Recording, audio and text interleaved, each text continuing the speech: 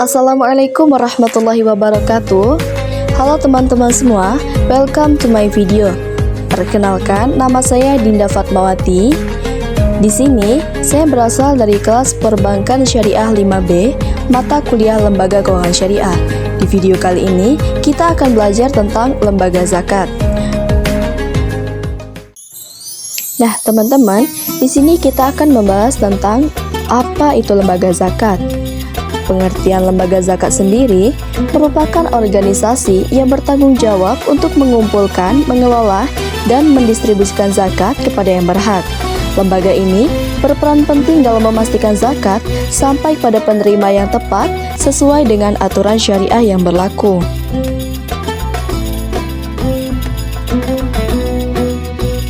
Selanjutnya, asas-asas zakat. Zakat sendiri memiliki beberapa asas-asas utama yang meliputi asas kewajiban. Zakat adalah kewajiban bagi umat Islam yang telah memenuhi syarat tertentu. Yang kedua, asas keadilan sosial. Zakat bertujuan untuk mendistribusikan kekayaan secara adil dan mengurangi kesenjangan sosial. Yang ketiga, asas kemandirian. Zakat bertujuan untuk membantu orang miskin untuk mandiri, bukan hanya memberi bantuan sementara. Dan yang keempat, asas keberlanjutan. Pengelolaan zakat harus dilakukan dengan cara yang menjaga keberlanjutan dan efektivitasnya. Selanjutnya, macam-macam zakat. Ada beberapa jenis zakat, diantaranya zakat fitrah atau zakat yang diberikan pada bulan Ramadan sebagai bentuk penyucian diri. Yang kedua, zakat mal atau zakat yang dikeluarkan dari harta kekayaan seperti uang, emas, atau properti. Dan yang ketiga, zakat penghasilan atau yang dikeluarkan dari pendapatan atau gaji. Di sini, kita juga akan membahas tentang zakat mal atau zakat harta. Nah, jadi teman-teman, selain zakat fitrah, zakat mal juga dikeluarkan sebagai upaya untuk mensucikan harta yang kita miliki.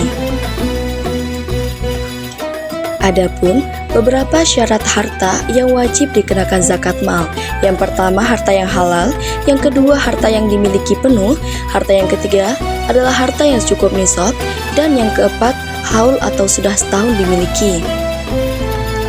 Zakat mal sendiri meliputi zakat rikas, zakat pertambangan, zakat perindustrian, zakat perniagaan, zakat uang dan surat berharga, zakat emas, perak, dan logam mulia lainnya, zakat peternakan dan perikanan, serta zakat pertanian, perkebunan, dan kehutanan. Kemudian, sejarah zakat. Zakat sendiri telah ada sejak zaman Nabi Muhammad SAW dan merupakan salah satu rukun Islam yang pertama kali diwajibkan setelah hijrah. Zakat berfungsi sebagai cara membersihkan harta dan membantu yang membutuhkan. Sejak masa Khulafaur Rasyidin, zakat dikelola dengan sistem yang terstruktur, bahkan ada lembaga khusus yang mengelolanya. Lalu, apa definisi zakat? Zakat sendiri adalah kewajiban bagi umat Islam untuk memberikan sebagian dari harta mereka kepada yang berhak menerima. Zakat memiliki tujuan untuk membersihkan harta dan membantu sesama, serta sebagai sarana mendekatkan diri kepada Allah.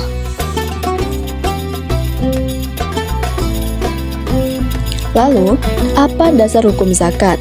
Dasar hukum zakat dapat ditemukan dalam Al-Quran dan hadis, di antaranya dalam Quran Surah At-Taubah ayat 103, yang artinya, ambillah zakat dari sebagian harta mereka, yang dengan zakat itu kamu membersihkan dan mensucikan mereka. Dalam sebuah hadis juga disebutkan, tangan yang di atas lebih baik daripada tangan yang di bawah. Hadis riwayat Muslim. Selanjutnya, syarat wajib zakat. Yang pertama, yaitu beragama Islam. Jadi, hanya umat Islam yang wajib membayar zakat. Yang kedua, zakat diwajibkan pada orang yang merdeka dan bukan seorang budak. Yang ketiga, cakap dalam hukum. Yang keempat, harta yang dimiliki sudah mencapai nisab. Dan yang kelima, harta berkembang. Artinya, harta yang harus dikeluarkan zakatnya adalah harta yang berkembang seperti uang, emas, dan hasil pertanian. Selanjutnya, ada 8 golongan yang berhak dalam menerima zakat, yang disebut dengan asnaf zakat. Yang pertama, orang yang fakir. Orang fakir adalah orang yang sangat miskin dan tidak memiliki apa-apa. Yang kedua, orang yang miskin. Artinya, orang yang kekurangan dan tidak mencukupi kebutuhan hidupnya.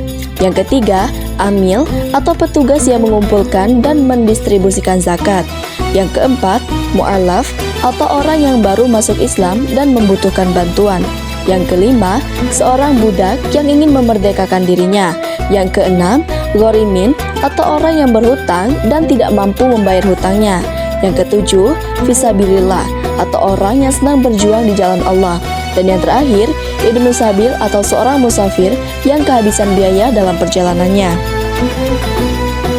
Nah, teman-teman, di sini ada beberapa gambar ilustrasi tentang 8 golongan orang yang berhak menerima zakat. Golongan yang pertama adalah orang yang fakir. Golongan yang kedua adalah orang yang miskin. Golongan yang ketiga adalah seorang amil. Golongan yang keempat, mu'alaf atau orang yang baru masuk Islam. Golongan yang kelima ada riqab atau hamba sahaya. Golongan yang keenam ada ghorim atau orang yang terlilit hutang. Golongan yang ketujuh ada fisabilillah. Dan golongan kedelapan ada ibnu sabil. Kemudian, cara pengelolaan zakat. Pengelolaan zakat dilakukan oleh lembaga zakat yang terpercaya dan berizin. Lembaga ini bertugas untuk mengumpulkan zakat dari masyarakat, mengelola dan mendistribusikan zakat sesuai dengan aturan syariah, dan memonitor penggunaan zakat untuk memastikan efektivitas dan transparansi. Selanjutnya, hikmah dari menunaikan zakat. Yang pertama, dapat membantu mereka yang membutuhkan dan mengurangi kesenjangan sosial. Yang kedua, zakat dapat membersihkan harta dari unsur keserakahan dan menumbuhkan rasa syukur. Yang ketiga, zakat mampu meningkatkan solidaritas antar umat Islam dan menumbuhkan rasa empati. Yang keempat, zakat dapat memperkuat hubungan antara yang kaya dan yang miskin dalam bermasyarakat. Selanjutnya, contoh perhitungan zakat. Misalnya, seseorang memiliki uang tunai sebesar 20 juta, nisab zakat mal pada uang tersebut adalah 85 gram emas. Harga emas saat ini adalah 1 juta per gram, jadi nisab zakat mal adalah 85 gram dikali 1 juta, artinya 85 juta. Karena uang tunai yang dimiliki 20 juta dan belum mencapai nisab, maka orang tersebut tidak wajib mengeluarkan zakat. Namun, jika harta yang dimiliki sudah mencapai nisab, maka zakat yang harus dikeluarkan adalah 2,5% dari total harta yang dimiliki. Jadi, jika seseorang memiliki harta lebih dari nisab, maka zakat yang wajib dikeluarkan adalah 2,5% dikali total harta. Nah, jadi teman-teman, dengan memahami zakat, kita tidak hanya memenuhi kewajiban agama saja, tetapi juga berperan dalam menciptakan kesejahteraan sosial dan ekonomi masyarakat. Zakat adalah sarana untuk membersihkan harta dan sarana mendekatkan diri kepada Allah Subhanahu wa Ta'ala. Ketika dunia sudah berhenti peduli dengan kemiskinan, ada yang bilang padaku, "Sudah, urusi saja urusanmu. Jangan pernah ikut campur urusan orang lain." Nuraniku tak setuju. Ada saatnya kita bertindak dan ada waktunya untuk diam. Karena kemiskinan adalah musuh dari setiap peradaban umat manusia. Di setiap masalah pasti ada solusi. Guruku pernah berkata, "Jadilah amil. Amil itu seperti jembatan. Kamu bisa menjadi penghubung kebaikan. Kamu bisa menjadi penyalur harta bagi mereka yang berhak. Bahkan jika kau curahkan jiwamu pada profesi ini, kau bisa membangun peradaban dan kemandirian ekonomi lewat tanganmu." Aku pun bertekad memilih jalan ini. Mungkin aku tak mempunyai banyak harta untuk kuberikan, tapi aku punya kecerdasan, kreativitas, dan juga tekad kuat yang bisa aku salurkan. Hal ini juga berlaku untuk kalian yang peduli, karena kemiskinan adalah urusan kita. Demikian teman-teman video pembelajaran yang dapat saya sampaikan. Mohon maaf atas segala kekurangan dan terima kasih telah menyaksikan. Semoga bermanfaat. Wassalamualaikum warahmatullahi wabarakatuh.